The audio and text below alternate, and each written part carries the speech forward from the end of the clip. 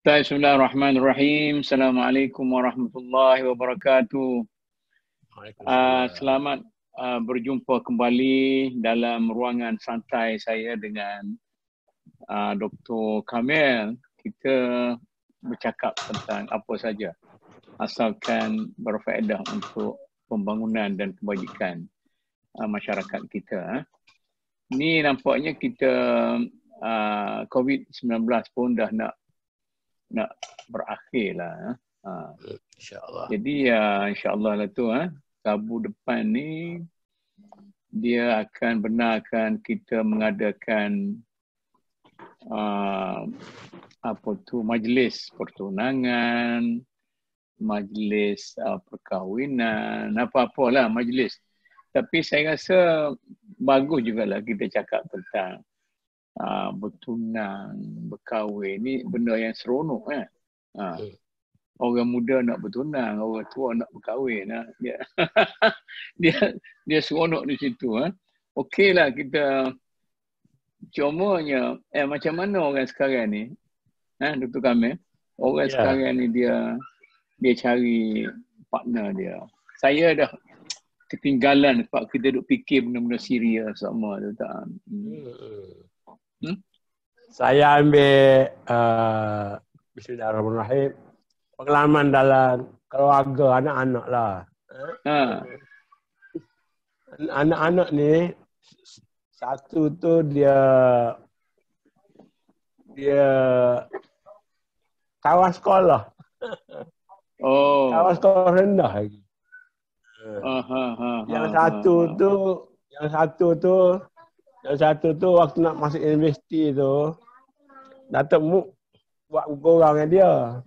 Pergi universiti carilah kawan. Dia pergi universiti, saya betul kawan. Betul dua. Yang seorang tu jumpa pak kerja.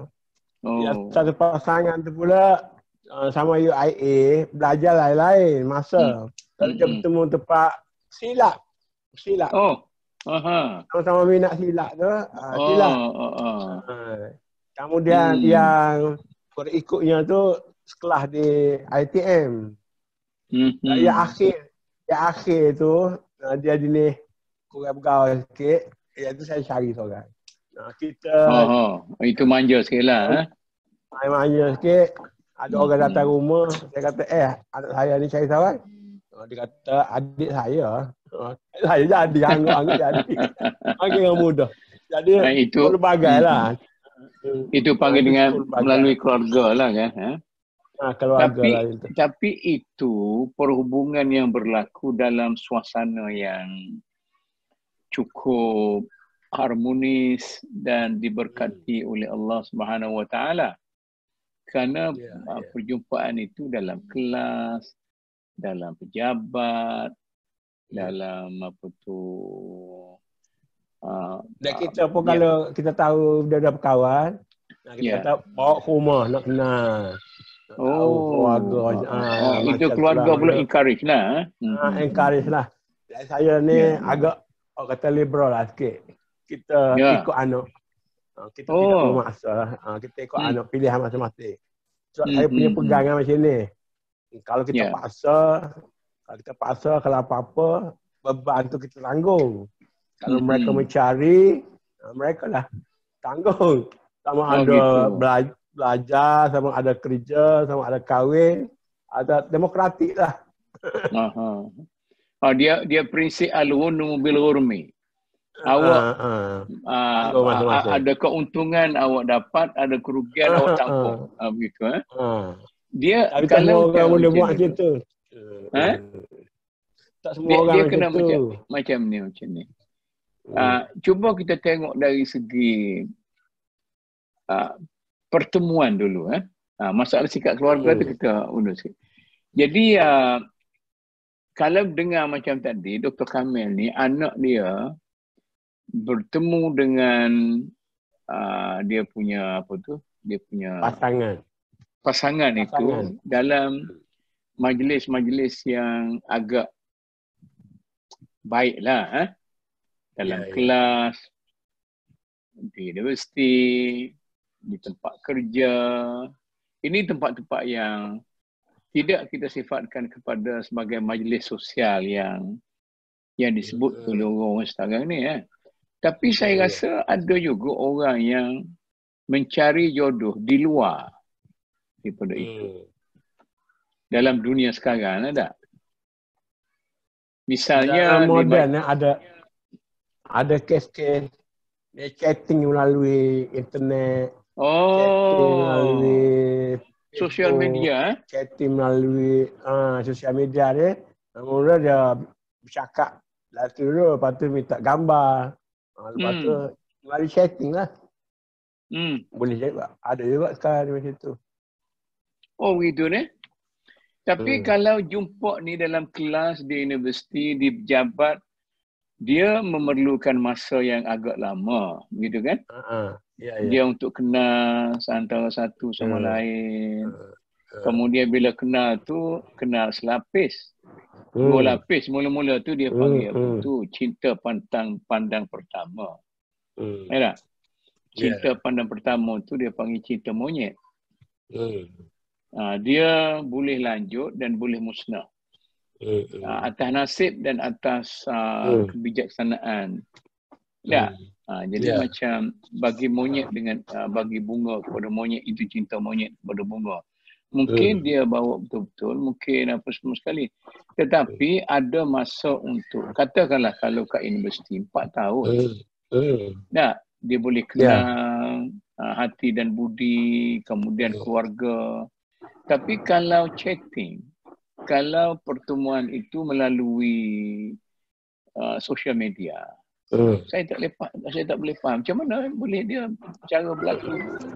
Dia benda-benda macam tu tak adalah. Nasib-nasib lah. Kalau dia jujur, maknanya hasilnya jujur lah. Tapi kalau dia biasa, kalau benda macam tu dia akan tunjuk benda yang cantik lah. Benda yang cantik tu susah kita dapat. Jadi betul lah, nasib tak adalah. Saya percaya kot, saya pernah baca buku Miqdad Yaljan. Al-Baitul Islami. Al-Baitul Islami Kama yang Bali. Rumah tangga yang kita seperlunya. Dia kata perkahwinan ni, pasangan ni, nasib dalam pertemuan di luar sebelum kahwin ni, kadang-kadang tak serupa selepas kahwin. Ada orang yang memang serupa. Jadi faktor nasib tu sikit sebanyak adalah. Lain daripada kena hak rajin, kena hak malas, kena hak bersih, kena hak pengotor, kena hak penidur, kena hak cerdas. Saya teringat Pok Sepupu. Pok Sepupu kita lah. Tok Mail, ingat Tok Mail? Tok Mail tu bini dia 40 orang. Dia ada bini dia 40 orang. Tu dia cerita macam tu lah. Ya dah. Ada yang macam ni, ada yang macam ada dia kekal sehari semalam, ada yang macam tu. Tapi yang akhir kata dia dapat yang cacak ya. Akhir dia kekal. Ya. Sebab kita balik pada tadi. Jadi kalau pertemuan itu di tempat-tempat yang tadi kan okeylah. Tapi kalau pertemuan itu dalam social media, kata dia chatting. Ada kata scammer tak? Ya betul. Scammer tu ada satu kawan saya tu, tapi kalau dia dengar pun tak bagus saya sebut ni kan. Dia satu hari dia cerita, dia sebenarnya anak dia ni, tapi anak angkat lah. Dia mengorak melalui media apa semua sekali. Jadi kenal lah dengan orang daripada luar lah. Lepas tu majlis kahwin pun saya hadir. Rupa-rupanya orang ni jenis scammer. Jadi bila kahwin tu, dia guna sampai dia dapat rumah, dapat duit juta-juta. Dia tu ada duit sikit lah. Kawan rapat saya. Ada duit juga apa semua juta-juta. Akhir sekali, satu hari tu, dia telefon ke saya. Dia kata, Datuk, tolong bagi tahu kepada Peguam Negara. Isu saya bagi tahu kepada Peguam Negara, masalah dia ni tidak melakukan jenayah apa semua sekali. Sebab pihak scammer tu, dia sudah buat satu tim peras ugut dia ni. Satu tim pernah ugut dia ni, sehingga dia ugut. Dia kata, yang mengugut dia tu, termasuk anak dia lah. Dia dibunuh anak dia tu. Dia mengugut dia tu begini-gini sampai dia jual rumah, dia beli salin nama rumah, kerana bagi tutor apa semua sekali.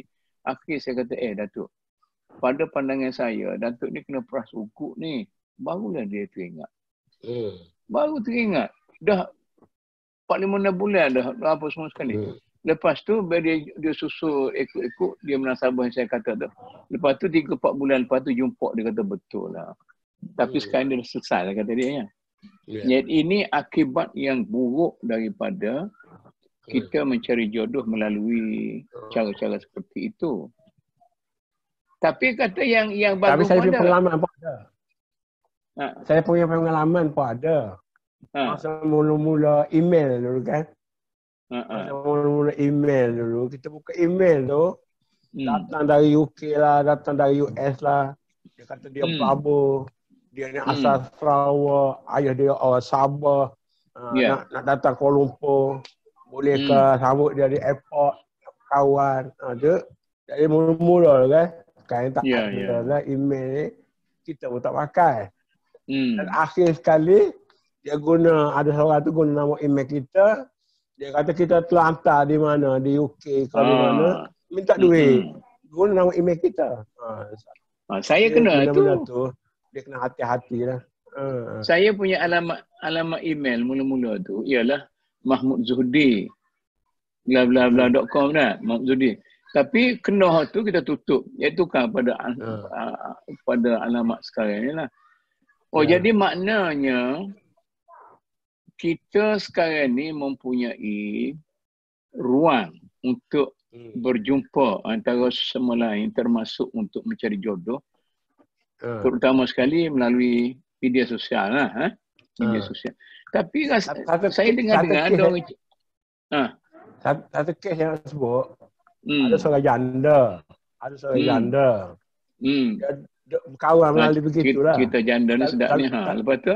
Tapi saya tak tahulah akhirnya janda tu mati. Lepas dia duduk seorang, mati.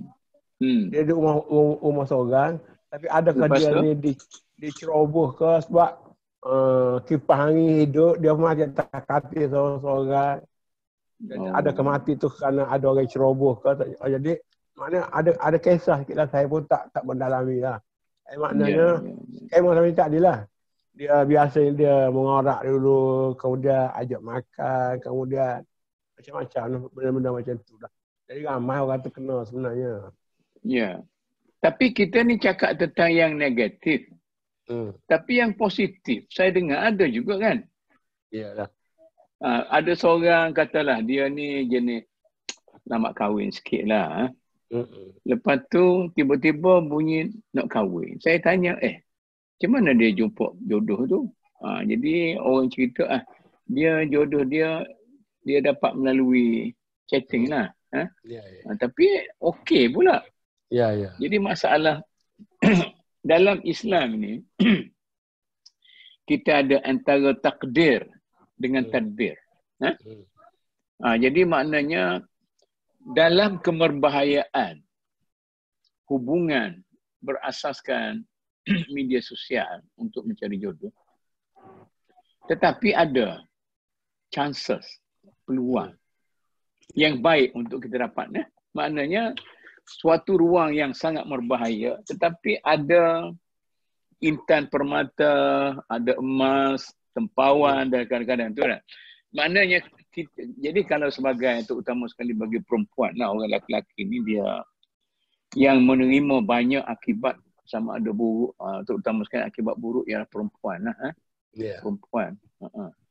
Jadi katalah kalau kita ni seorang yang sedang mencari jodoh, maknanya macam mana?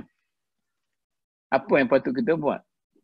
Pertama sekali bagi perempuan, kita kena balik.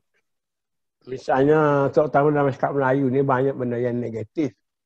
Terutama bagi perempuan. Misalnya telaga mencari timba. Ataupun juga lesung mencari antan.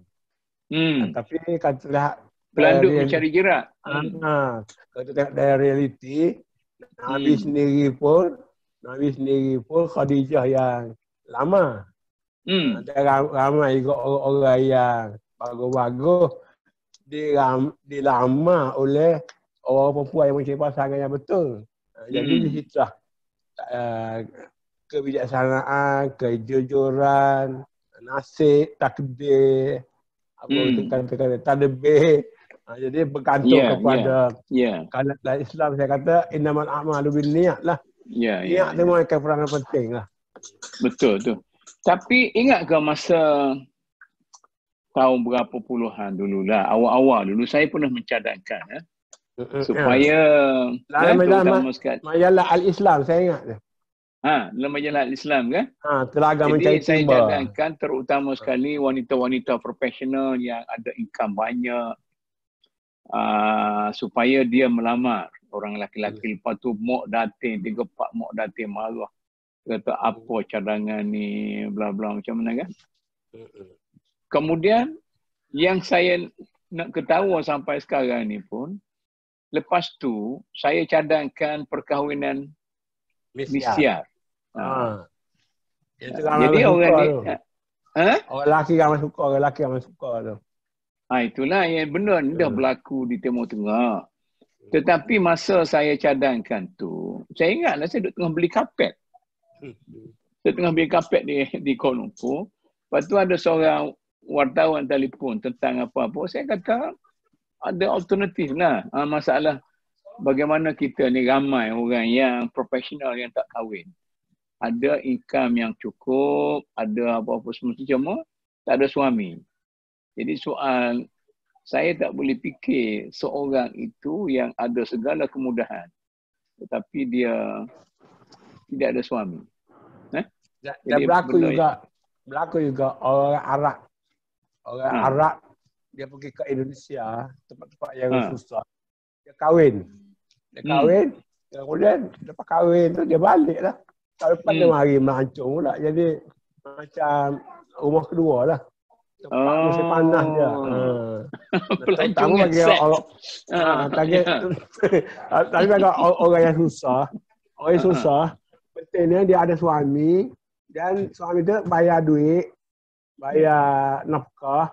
Walaupun jumpa sekali setahun, 2 tahun sekali, 6 bulan sekali, tak kisahlah. Orang Arab pula duit banyak. Dia tak masalah. Ada kes-kes macam tu. Dengan budaya lah.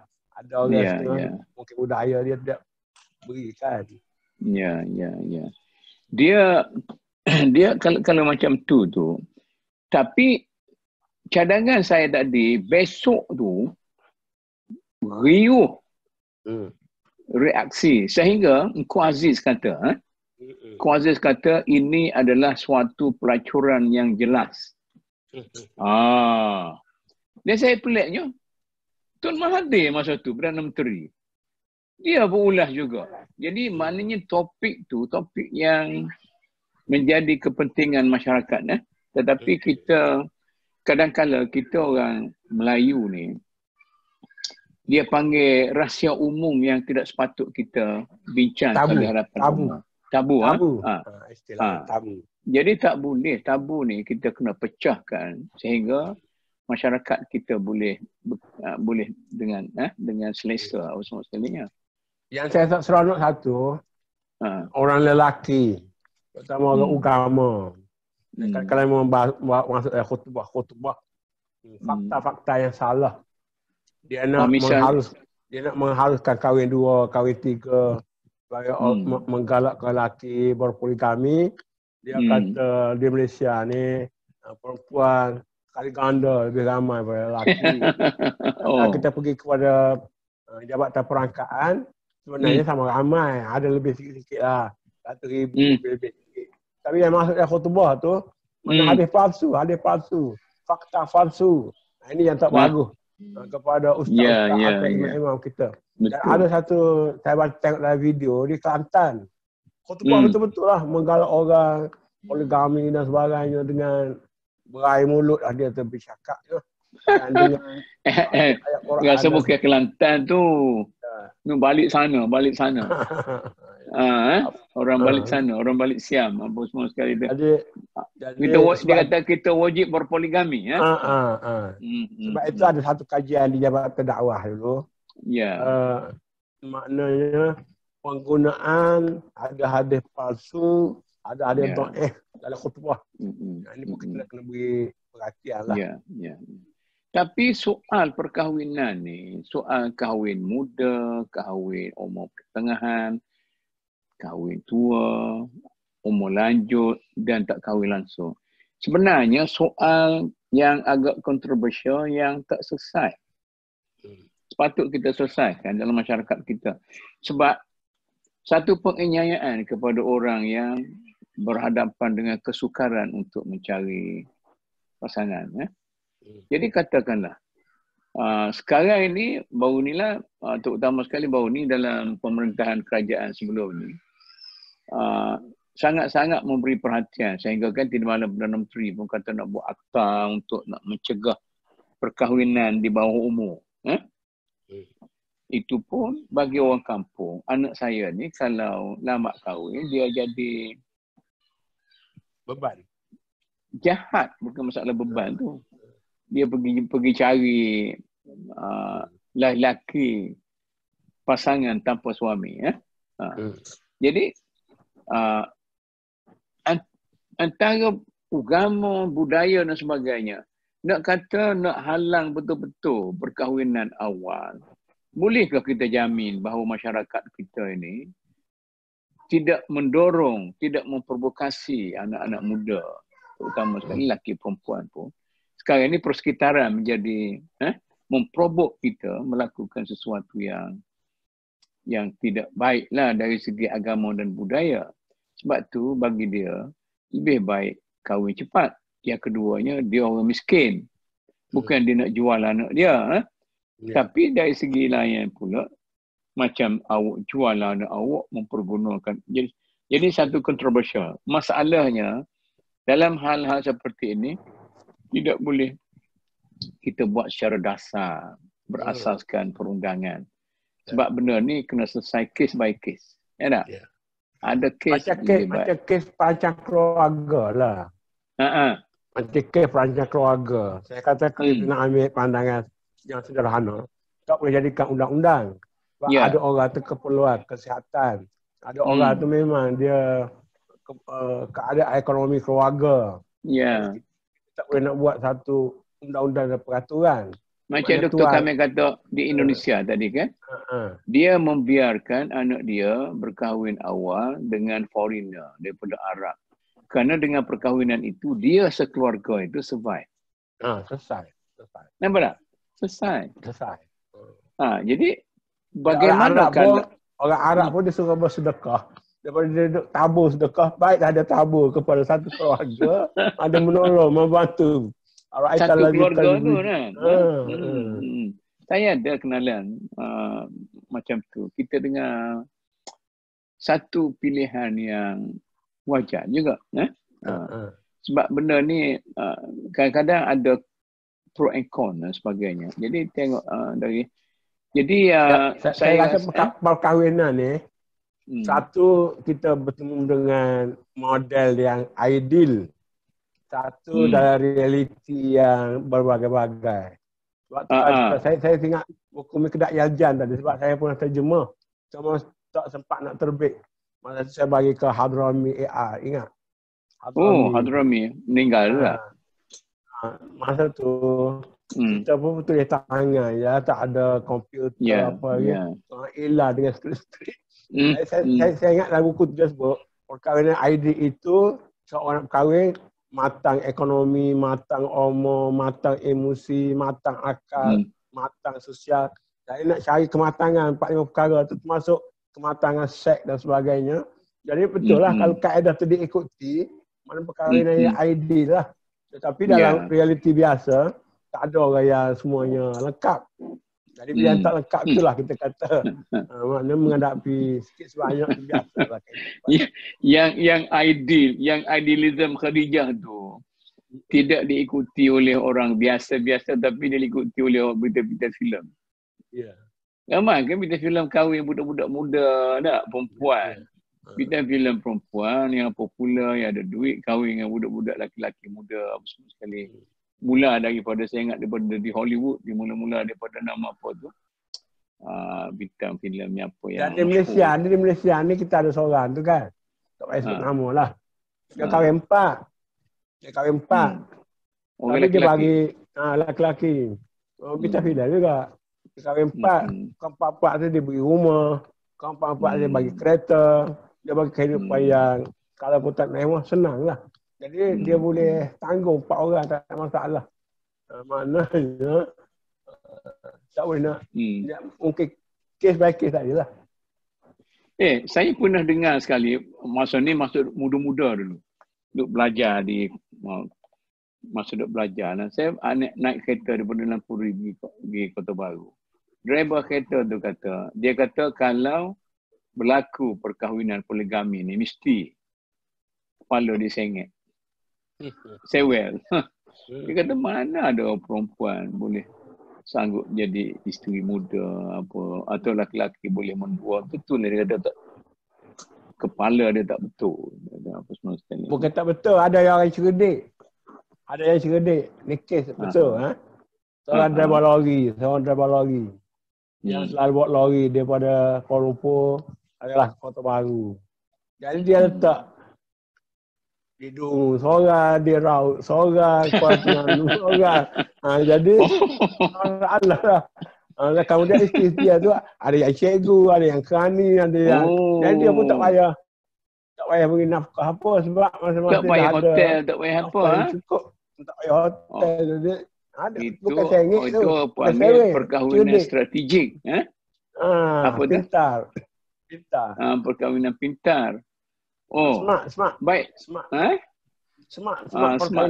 Apa tu smart perkahwinan? Jadi tujuan kita asalnya mungkin kita nak nasihatkan supaya dalam mencari jodoh ini orang-orang muda kita, lelaki perempuan, kena fikir bahawa ibu bapa dan keluarga itu satu faktor. Dan ibu bapa dan keluarga pula mestilah waras. Saya pernah dulu pelajar saya lah. Dia datang mengadu mak bapak dia tak bagi dia kahwin dengan orang yang mak bapak dia tak suka apa-apa semua sekali. Saya rasa keegoan ibu bapa mencampur tangan. Jadi bila anak nak kahwinlah, kemudian bantulah supaya mereka itu boleh hidup dengan bahagia sebab you dah ada pengalaman apa semua sekali kan. Tapi ada kes-kes yang menyayat hati pun ada. Macam mana? Saya dapat daripada seorang lawyer ni pun pelajar kita juga. Itu seorang yang terkenal lah. Terkenal. Ya biasanya ustaz lah. Ustaz ni orang senang nak berpoligami sebab ingat ustaz ni dengan pakaiannya, dengan kelakuannya baik. Tapi rupanya bila dia kahwin, diabaikan. Diabaikan sama ada isteri tua ke atau isteri muda dan tak bagi bercampur dengan orang, tak bagi nak pergi keluar belajar ilmu pun tak benar. Jadi kadang-kadang ada juga mana saya bukanlah nak marahkan lebay ke ustaz ke tak, tapi dalam perkahwinan ni ada juga yang kita sebut sebagai mengambil peluang, opportunis. Jadi opportunis ni ada di mana-mana juga. Jadi opportunis ni dalam bisnes ada, dalam perkahwinan ada, di mana-mana. Jadi itu yang ibu bapa tadi kena kawal juga. Betul-betul pegang tu dah. Tapi konsep ni masa Arkam dulu kan, nampaknya suatu peranan, suatu fungsi sosial yang memberi erti yang baik kepada perkembangan masyarakat. Dia satu daripada corak hidup antara di Arkam dulu ialah poligami kan.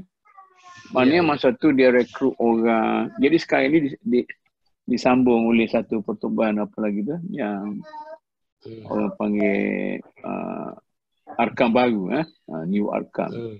Jadi benda-benda macam ni mungkin begitulah, mungkin kita boleh buat satu kesimpulan ringkas bahawa opportunity untuk mendapat pasangan tu banyak. Ambillah segala peluang yang ada, tetapi dengan penuh berhati-hati kan.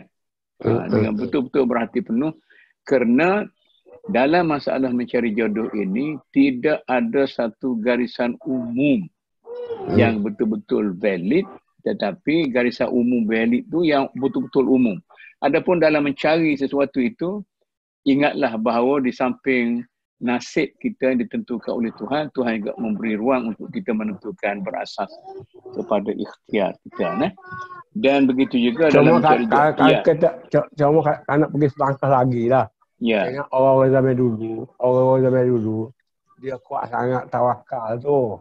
Jadi dia kahwin sana, kahwin sini, sampai 4-5 tempat, sampai kahwin cerai. Jadi dulu mungkin soal anak-anak tak ada titik beratkan sangat. Sekarang ni kos memelihara anak tu besar. Betul. Dan perempuan dia terbeban. Kemudian kos anak-anak belajar juga begitu penting zaman sekarang. Jadi kadang-kadang kita nak kira formula zaman dulu tu tak boleh dah. Cumanya dalam pergaulan, mana satu lagi, jangan perkahwinan kilat. Snack. Perkahwinan sejumpa sekali. Cowboy. Ini cerita cowboy di Kelantan dulu. Dia bawa beg-beg yang cantik, bawa kasut berkilat sehingga pergi Penang. Rupa-rupanya seorang peniaga budak perempuan untuk buat pacuran di Singapura semua sekali dah. Makanya kalau kiranya terbuka, jangan kita jadi mangsa, pilih secara berhati-hati, kemudian cuba fahamkan keluarga. Cuma cara dan tempat di mana pertemuan itu berlaku perlulah orang panggil tidak di tempat yang kotor lah. Bukan dalam pesta minum arak, bukan dalam pesta seks, dalam pesta-pesta sosial yang teruk-teruk, tapi dalam pergaulan, termasuklah juga dalam sosial media tu bagus lah, boleh dia apa semua sekali. Tentang ideal tadi, macam mana ideal Islam, Dr. Kamil? Saya ideal Islam ni satu adalah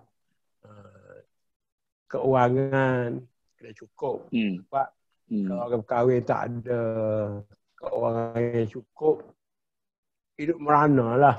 Ada sampai nak bayar bil api pun tak dapat, nak bayar bil air pun tak dapat, duduk pada rumah-rumah yang tak sepatutnya. Kalau zaman dulu kita rasa rumah haram lah, sekarang ni mungkin tak ada lah. Kehidupan yang tak mencapai tahap minimum. Sama juga dengan antara percintaan dengan perkahwinan itu jangan sekadar berasaskan kepada khayalan. Semata-mata, tapi kena rasional gitu Jadi bila dah sampai tahap beras pun tak ada, nak beli lauk pun tak ada, nak bayar rumah tapi sewa. kalau wanita tu, wanita yang ada income yang handsome, orang gaji dah okey dah, orang apa semua sekali, adakah dia kena mesti cari suami yang ada income yang hebat? Sekarang di barat saya difahamkan dah berlaku sebalik. Sebab wanita-wanita sekarang ni berkerjaya dan berjaya, jadi suami pula menjadi suri rumah.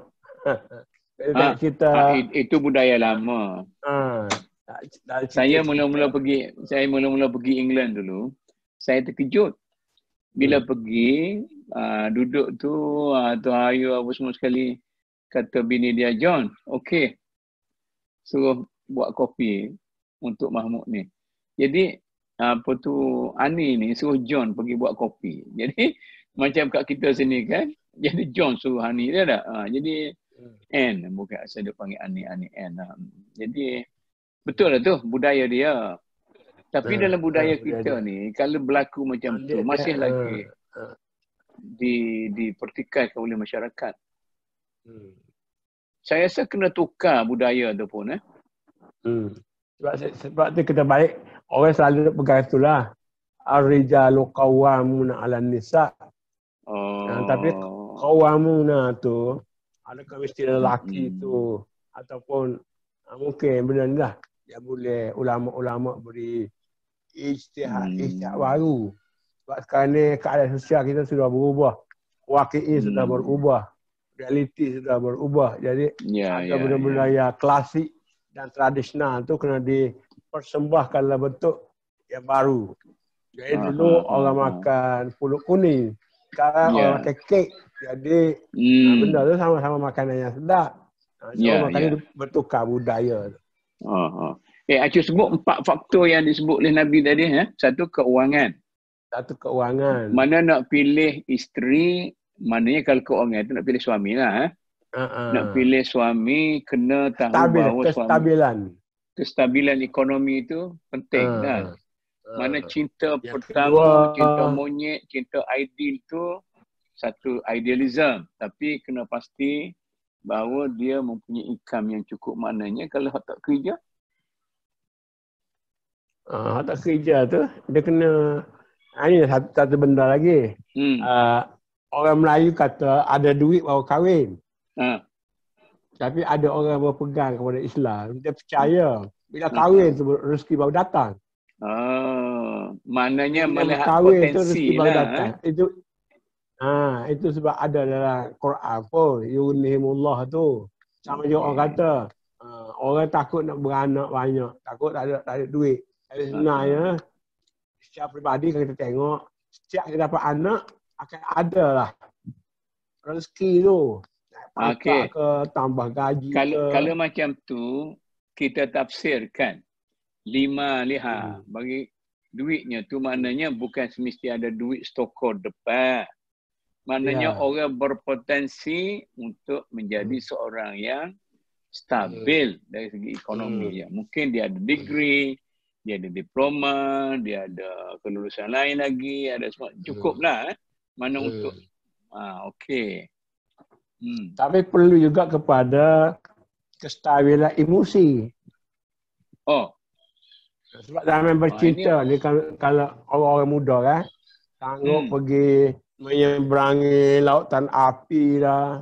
Sanggup tak makan, tak minum. Tapi bila menghadapi realiti, bangun pagi perut lapar, mana nasi. Bila dah kahwin Dia dah kahwin. Dan pula orang perempuan pun dia nak bedak dia, gicu dia, dia nak keperluan dia. Dia nak supaya hidup macam orang lain lah. Tak nak lah kata menyeberangi api. Saya ingat mula Puak Halim ni. Ada cerita-cerita yang bijak dia, kebijaksanaan dia. Dia Puak Halim ni kan, dia lagu tu kan. Minta maaf lah kepada keluarga dia Muslim sekali. Jadi dia ada berkawan dengan budak-budak. Budak-budak dia rapat-rapat sangat dengan dia. Dia kata, Pak Alim ambil lah seorang. Buat begini apa semua. Dia tak boleh ni. Ini maintenance yang mahal. Dan Pak Alim kata, pasal? Dia kata dia ni. Saya bau air wangi dia tu pun. Saya tahulah air wangi yang high class apa semua sekali. Air wangi apa pun saya tak tahulah. Chanel ke apa tu. Saya tak tahulah. Tapi maknanya kena ukur lah dengan keperluan dia juga dah. Macam mana kestabilan emosi tadi? Kestabilan emosi ni maknanya kita nak kata matang lah. Ini yang Nabi kata aklun tu kewarasan. Bukan mesti orang intelektual.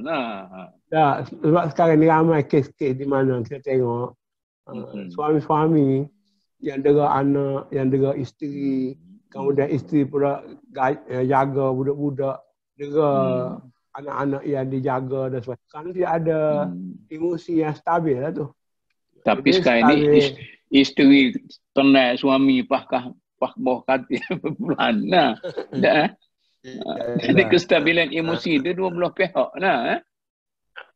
Dua belah pihak. Cuma biasanya orang lelaki lah lebih menguasai. Jadi kalau perempuan tu kes-kes jarang lah. Ada juga yang isteri kata suami, pukul suami dengan senduk dengan apa-apa pun ada juga. Cuma biasanya orang perempuan yang kena jadi mangsa. Kalau tengok kes mahkamah dan sebagainya. Ya, betul. Masa duduk di Mesir kan, kita dalam majalah Hawak kan. Ada satu hal yang penting dari agama lah. Mungkin Datuk boleh terang sikit mengenai kupu. Dia macam ni, kita sudah ni dulu. Nabi kata, tunkahul mar'atu li arba'atin. Li jamaliha. Dah, rupa. Dia bukan Nabi suruh tu. Nabi kata biasanya orang memilih perempuan. Ciri-ciri yang diutamakan oleh seorang yang memilih suami itu atau isteri itu. Satu, kerana dia tu cantik. Rupa paras dah. Jadi mungkin Nabi paras sebab mula-mula tu paras rupa lah. Itu paras rupa yang melahirkan cinta pertama apa semua. Tapi terlalu subjektif. Berbanding hak lain, yang ni subjektif. Orang Afrika, orang Malaysia, orang Amerika lain. Ada satu orang Melayu. Orang Melayu. Kalau kurus cantik. Dia kata kalau gemuk tak cantik misalnya. Orang Kelantan kalau putih cantik misal kata. Jadi dia benda tu berbeza dari satu tempat ke satu tempat. Sehingga kita tengok model kereta pun sebenarnya saya baru faham juga. Di Pulau Pinang model lain yang lebih laris. Di Kuala Lumpur model lain. Di Pantai Timur model lain. Jadi benda ini terlalu subjektif. Dia masa saya duduk di England tu, sepupu kepada John ni, dia kahwin dengan Afrika. Saya kata John, orang putih ni tak ada ke comel-comel, cuak semua ke lawa-lawa semua ke masalah ni. Tak? Malah kita boleh agak ini orang England, ini orang Scotland kan, kita boleh tahu tu. Lepas tu dia kata pasal apa? Saya kata yalah Mak Saleh pergi kahwin orang Afrikan, orang apa tu, orang negeri apa tu dengan Negro lah. Cuma tak ada ke di sini. Dia kata soal kecantikan ni, macam Dr. Kamil kata tadi lah, setiap bangsa itu ada nilai kecantikannya yang tersendiri. Bagi kita mungkin orang putih tu comel, bagi dia dah tengok hari-hari dah. Orang makan arti perempuan kita banyak diambil oleh orang-orang Eropah. Arti perempuan kita yang biasa-biasa saja. Tapi yang tu kahwin dengan orang putih, yang ni kahwin dengan orang putih. Itu biasa. Ya. Kemudian yang keduanya ialah lima liha. Betul? Mula-mula cukup rupa. Kemudian yang mudah nampaknya ialah harta. Nah, dia ada income yang terjamin, maknanya sama ada kita adalah dia berpotensi. Kemudian liaqliha, orang tu lihasabiha, keturunan yang baik-baik. Kemudian dia ni mempunyai daya kewarasan yang tinggi, intelektual dia okey. Cuma Nabi kata fasfar bi zatid-din. Maknanya bukan semestinya pilih orang ada agama. Asalkan dia tu ustaz pilih. Tak tengok benda-benda lain kan. Juga tak. Dia agama tu pula bukanlah makna kuat sembahyang. Ada orang yang kita kata biasa-biasa tapi akhlak dia bagus. Ada orang yang mungkin agama dah betul spiritual ni kuat tapi perangai bengi kasar. Bukan mesti orang agama tak? Ada. Agama orang ni kita kena menjaga nilai-nilai keagamaan.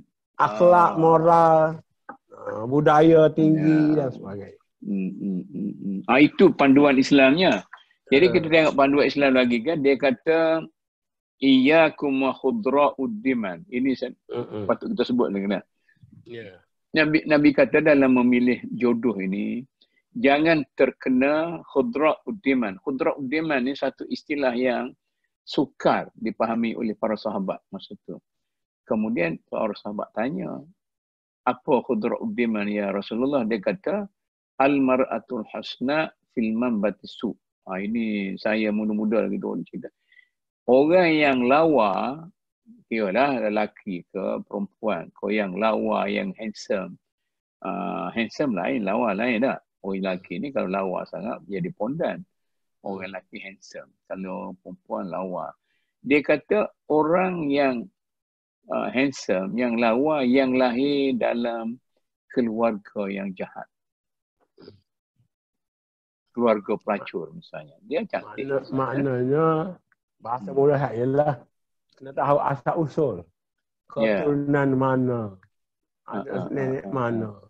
Sebab sekarang ni kalau zaman dulu kalau ngorak jumpa di jalan, zaman dulu kenal zaman kita kecil-kecil tu, askar bawa alamat dalam kotak rokok.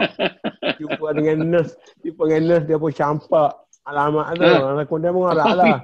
Tak tahu. Cara zaman dulu lah tu. Sosial media dia lah. Sosial media dia. Macam mana cerita balik? Kalau askar ni biasa askar naik atas lori askar tu. Biasa lah kalau nurse ni dia kayu basikal. Cara mengoraknya ialah dia ada sediakan alamat-alamat tu. Jumpa basikal dia campak lah. Tarik jadi. Jumpa. Dulu telefon pun tak ada kan. Dulu pakai alamat surat menyurat. Lepas tu dalam telefon bergayut pula. Bergayut telefon umum. Itu dia masalah. Sahabat dalam Pilatul Ramli tu dia bagi surat bawah apa tu pun. Ya. Lepas tu surat tu bedak lah. Ini ada hadis Nabi juga. Dia suruh pilih al-wadud, al-waludul wadud. Orang yang berkemungkinan mendapat anak yang orang yang baik hati. Itu bagus. Sebenarnya soal baik hati ni. Dan satu yang subur dari segi subur. Sekarang ni orang tak nak anak lah. Jadi itulah ruginya. Saya nak bagi sikitlah pengalaman. Sebab saya Tuhan anugerahkan orang anak 3 lelaki, 3 perempuan. Bila kita sampai umur 70 tahun, kaya. Penyakit kronik, tiap-tiap hari dia orang boleh bergilir-gilir hantar kita ke klinik. Ambil kita di klinik, nak makan, nak minum, senang, tak ada masalah. Tak ada satu sen pun boleh hidup. Kenderaan pun saja tak ada dah. Pasal anak ada 6 buah kereta, menantu 6 buah kereta, 12 kereta saya ada. Tunjuk saya naik kereta mana, maksudnya, walaupun kereta kecil, maksudnya, betul lah. Para anak masa kecil ni, orang kata gerobak lah, anak arnak, tak arnak lah. Tapi sebenarnya bila kita dah tua, baru tahulah nikmat kesusahan zaman dulu. Apatah lagi, belik hari Nabi, Nabi kata, sesiapa yang pelihara 3 orang anak perempuan dan anak perempuan terjadi solihah, dijamin masuk syurga. Sahabat tanya Rasulullah, aku ada anak 2 pun jadilah, Nabi kata. Saya nak tanya kalau Datuk Mu boleh ulah sikit. Kenapa dia nak sebut anak perempuan tu? Dia tak sebut anak lelaki. Dia tak kata ada nak 3 anak. Dia macam ni. Masa tu baru saja kita keluar daripada suasana jahiliah. Dalam masa jahiliah ni, perempuan tak ada nilai. Tanam hidup-hidup lah, buang begitu saja. Malah apabila lahir anak perempuan dalam keluarga tu, ia satu benda-benda yang keaiban. Maka Islam, dasar Islamnya ialah untuk meningkatkan martabat wanita pada waktu itu. Maka Nabi sebut siapa dia ajar anak perempuan, siapa dia ada anak perempuan. Maknanya dengan cara itu masyarakat dah apalah, okey lah. Maknanya maksud dianya sebab tu dalam hadis dalam Quran ni sebut laki-laki ke perempuan, maknanya dia kata perkataan yang khusus uridu biha al-umum. Perkataan khusus yang dimaksudkan untuk umum. Itulah betul. Sebaliknya kalau anak baik, anak berjurus, dia kata waladun solihun yad'u lahu. Tak bentun pula. Jadi anak lelaki yang soleh. Itu pula. Jadi benda-benda inilah kadang-kadang masyarakat kita tak faham. Ustaz-ustaz syarah literal begitu saja. Jadi menyebabkan semacam ada perbezaan. Anak lelaki, anak perempuan. Tak ada. Dia untuk maknanya dalam Islam ni mana ada perbezaan antara lelaki dan perempuan. Cuma nature kehidupan manusia itu. Tak kira nak suruh lelaki beranak, tak boleh beranak. Dah. Jadi dia mesti perbezaan itu sikit sebanyak mesti ada. Cuma pemisahan sosial itu yang kita tak nak. Perbezaan secara fizikal. Cuma dari segi nature, saya sebut pengalaman sikit lah. Anak-anak ni melayan kita sama lah, lelaki perempuan. Tapi layanan anak perempuan ni dia agak lebih halus. Lelaki jarang lah sampai kita kata nak tolong potong kuku, nak tolong benda-benda macam tu. Tapi kalau anak perempuan ni, kalau di luar rumah dia tanam bunga. Di dalam rumah dia boleh tolong potong kuku, dia boleh anak lelaki pun boleh potong rambut. Jadi benda tu sama berkhidmat, tapi bentuk dan cara khidmat itu berbeza. Jadi maknanya kalau kahwin tu kata kita sakit. Layan anak lelaki anak perempuan ni, anak lelaki dia air sakit. Kalau anak perempuan ni anak minum air ke. Adalah sebanyak dia.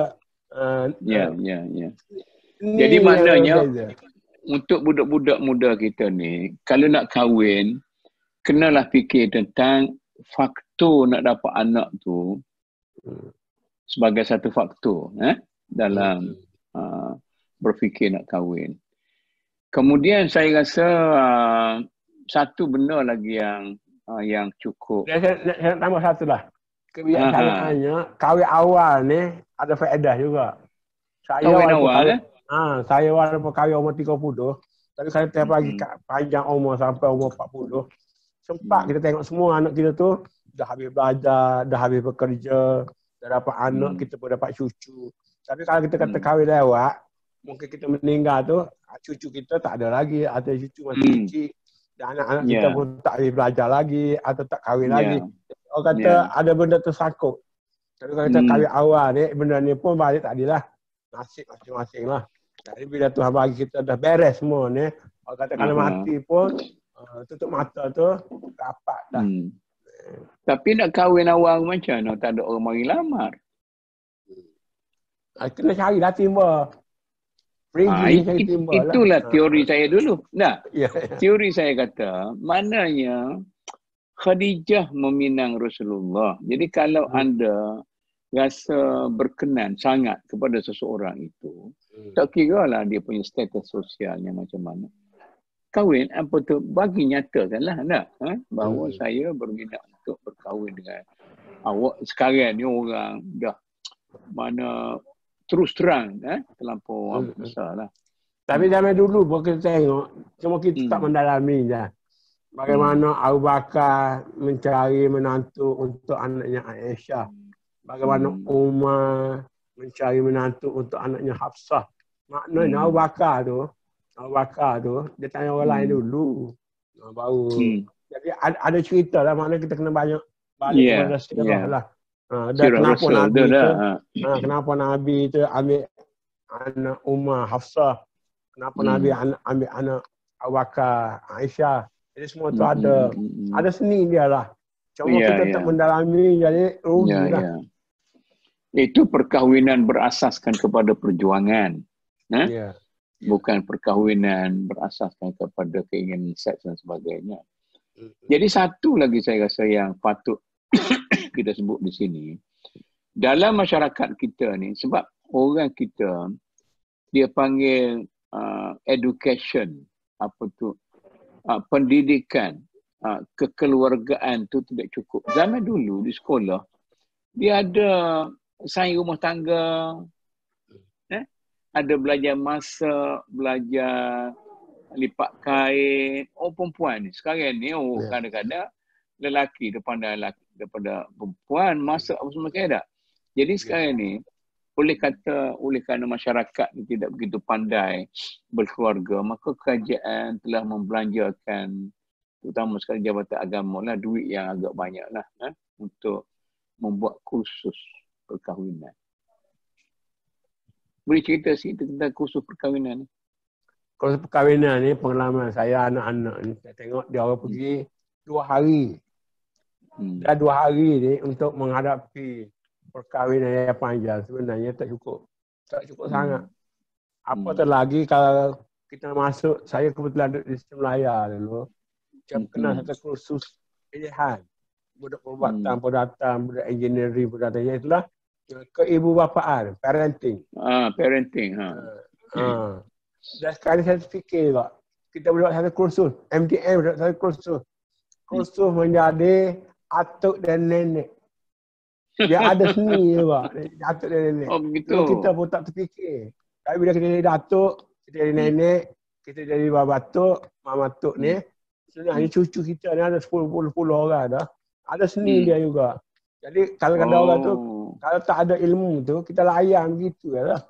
Itu menyebabkan cucu-cucu ni, atuk belah ni macam ni, atuk belah ni macam ni. Atuk belah sana macam ni. Jadi tak sama antara belah ayah dengan belah ibu. Jadi ini pun perlu kursus.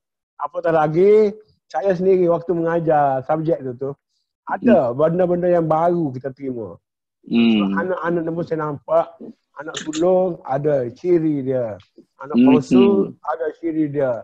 Dan anak tengah ni biasanya, dia akan jadi nakal. Kalau ibu bapa tak memberikan perhatian. Sebab ibu bapa ni biasa alung. Sikit alung. Sikit adik. Nak beli baju, makanan. Alung adik, alung adik. Jadi yang tengah ni dia rasa dia macam yalah. Maknanya ibu bapa kata beralah lah dengan dia, kamu tu, dia tu abang. Kemudian besok pula beralah lah dengan dia tu, dia tu adik kamu. Cuma kita balik kepada soal. Nak beli bila kecil, nak beli baju, nak beli makan, nak beli apa pun, akak dengan adik. Jadi yang tengah ni, jadi macam itulah. Sebab tu yang tengah lebih berdikari kan. Tadi kan, kesan kursus kahwin tu, saya ada dengar macam ni. Kita habiskan duit yang banyak, kemudian pergi kursus. Anak saya pertama, Naji kan, tak kursus. Saya pergi jumpa, sebab dia duduk di England masa tu kan. Dia kata macam mana nak kahwin untuk kursus? Kata bagilah anak saya tu semaya tarawih boleh jadi wali dan boleh jadi imam daripada kursus. Jadi saya dengar kursus-kursus perkahwinan ni pergi duduk mengaruk ya, betul macam tu. Pengkursus tu. Jadi niat kajian tu betul lah. Kita pun tak ada pengalaman sebab tu tak pernah ada orang lapor kat kita. Silibus tu ada. Tapi dia pergi duduk caci orang, duduk kata, duduk buat joke, duduk buat jadi maknanya 2 hari tu hilang begitu saja. Kita tidak meraihkan berapa jumlah kajian habiskan duit. Kemudian kita tak guna betul-betul untuk, misalnya, dia tak mengajar bab mandi junub saja berapa lama. Budak-budak sekarang dah. Tapi parenting dia tak cerita macam Dr. Kamil kata tadi, bila jadi datuk dan nenek, bila jadi bapa, semua tak ada apa semua sekali. Tapi ada kemungkinan juga lebih baik ada kursus kepada orang-orang dewasa yang sudah lama berkeluarga, apa semua sekali. Ada sama-sama, kalau benda macam tu ya. Kalau ini rasa benda-benda yang tak cukup dalam memberi nilai-nilai tambah dalam membentuk keluarga yang misali lah kita katakan. Betul. Mana perlu reformasi lagi lah. Macam mana nak baiki tu? Kekeluargaan. Macam mana nak boleh baiki? Jadi kalau saya rasa kita mengharapkanlah terutama kepada jabatan agama, orang yang dengan ikhlasnya memberi. Jadi carilah betul-betul para profesional yang betul-betul mempunyai kedudukan yang baik, yang tahu dari segi agama, yang tahu dari segi psikologi, yang tahu dari segi apa-apa semua sekali. Sekarang ni sudah ramai orang yang menguasai dalam kedua-dua aspek, aspek Islam dan konvensional. Katalah dia belajar akhlak, tapi dia ada juga pengetahuan tentang psikologi, okey? Dia belajar tentang ilmu kekeluargaan Islam, tapi dia juga tentang sosiologi, antropologi pun dia tahu. Jadi orang yang ada gabungan ni yang cukup profesional adalah satu grup yang betul-betul mampu untuk membimbing masyarakat. Sebab dalam masyarakat Islam yang lain tidak ada peruntukan yang tinggi-tinggi macam ni tak. Kita yang adanya. Yang tempat kita sekarang ni dia banyak juga yang swasta. Maknanya pasangan tu belanja sendiri. Mungkin 2 hari tu 100 ke 200, saya tak tahulah. Dia pergi, dia belanja. Dan ini yang di luar daripada yang Jabatan Agama buat lah. Tapi yang tu maknanya agak lebih profesional sikit lah. Sijil tu diiktiraf oleh Jabatan Agama lah. Dan dia macam persatuan mahasiswa kita pun, dia boleh anjurkan dengan kerjasama katalah Jawi ke apa, dia keluar sijil juga. Benda boleh belakang sebenarnya. Dan tapi kalau memberi peluang lah kepada kalau budak-budak ini pandai lah nak buka syarikat-syarikat yang macam ni, dia boleh bagi kursus macam-macam. Cuma orang kita ni kurang inisiatif. Dan kurang banyak nak fikir. Lebih suka makan gaji. Padahal kerja-kerja macam ni pendapatan pun banyak. Sebab dia boleh tarik crowd kalau dia ada. Dulu yang mula-mula buat dia kata Datuk Dr. Hasan Ali kan. Keluarga bahagia, akrab. Akademi keluarga bahagia. Cukup popular dia mula tu. Ya, swasta. Mana Jabatan Agama benar ke? Benar. Sekarang ni pun boleh minta. Dia kena buat MOU lah. MOU dengan Jabatan Agama lah. Itu mungkin saya berfikir untuk MDN. Sebab MDN ni banyak pakar. Profesor-profesor. Kalau kita di budak-budak, saya pernah menjadi penentah satu mahasiswa di Melaya, Universiti Islam tu. Mahasiswa Islam tu. Dia buat, dia ambil murah lah, RM30 lah 2 hari tu. Mungkin rendah daripada hak di pasaran lah. Sebab dia sebagai kerja kebajikan pelajar-pelajar, aktiviti dia. Dia keluar CJ, tak ada masalah.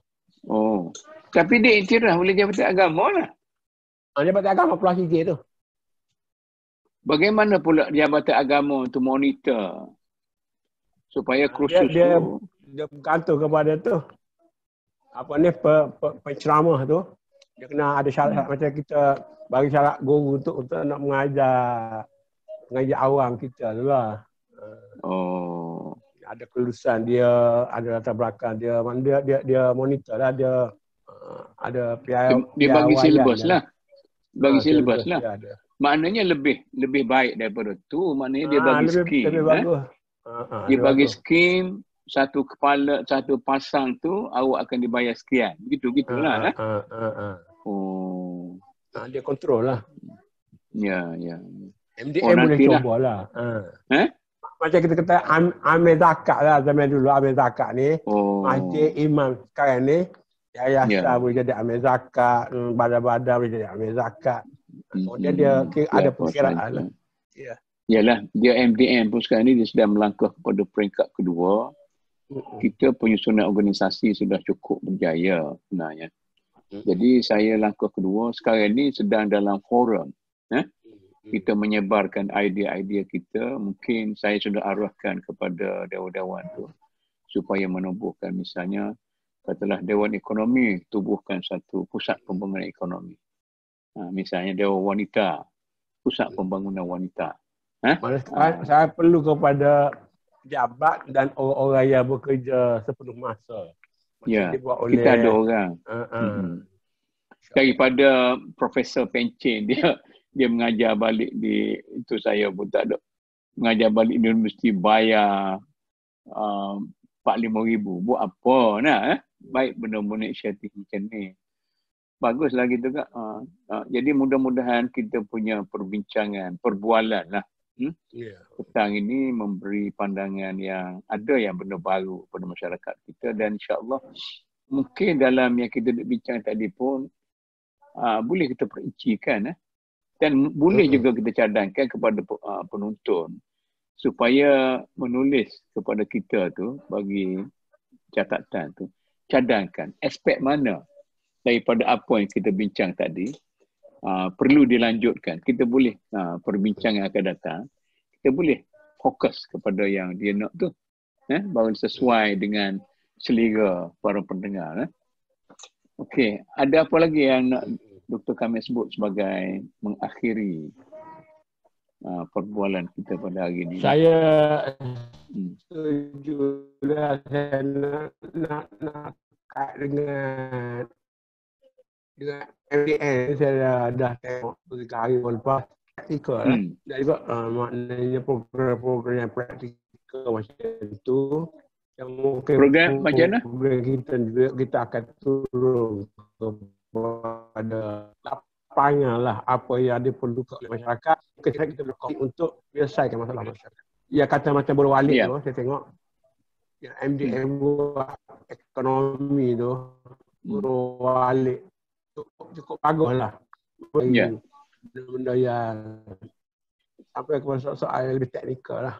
Kadang-kadang di prinsip tu satu perkara, kita nak sampai kepada satu praktikal yang betul-betul berjejak pada realiti lah. Dia pada peringkat awal ni kita bincang tentang konsep, prinsip, apa falsafah pendekatan kita. Kemudian mungkinlah keduanya sampai kita boleh perincikan convention demi convention lah. InsyaAllah lah. Yang kita sini ialah, orang panggil di sini ialah perbualan sebagai satu benda-benda untuk berehat-rehat. Sesudah kita penat berbincang benda serius-serius, kita berbual lah. Okeylah, kita macam inilah dulu.